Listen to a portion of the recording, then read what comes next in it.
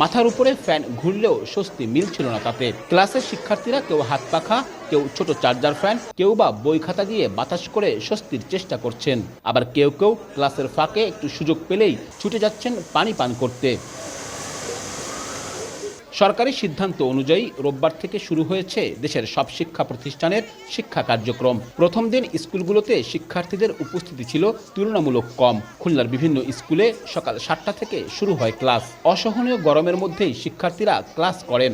শ্রেণীকক্ষে এমনিতেও অনেক গরম, মাঠেও আসা যাচ্ছে না। ক্লাস ভালোই হলো, কিন্তু একটু গরম একটু বেশির জন্য একটু কষ্ট হয়েছে। এর ভিতর অনলাইনে ক্লাস হতো তাহলে এটা অনেক ভালো হতো। তীব্র খরতাপে ক্লাস হওয়ায় সন্তানের সুস্থতা নিয়ে উদ্বিগ্ন অনেক অভিভাবক। ডবল শিফটের স্কুলগুলোতে দুপুর 12টা থেকে বিকেল 5টা পর্যন্ত ক্লাস নিয়ে সংখ্যাটা বেশি। 5 ঘন্টার পরিবর্তে স্কুলের সময় কমিয়ে আনা কিংবা আরও কিছুদিন ছুটির সময় বাড়ানোর আহ্বান তাদের। ভিশন এসি নিয়ে এলো মানিব্যাক গ্যারান্টি অফার।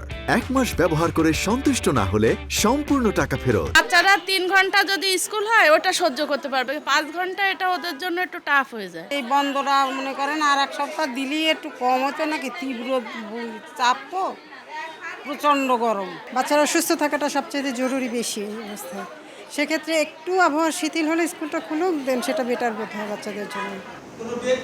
যদিও স্কুল কর্তৃপক্ষ বলছে বিকল্প বিদ্যুৎ, প্রয়োজনীয় পানির সরবরাহ সহ গরমে শিক্ষার্থীদের জন্য নানা উদ্যোগ নেওয়া হয়েছে।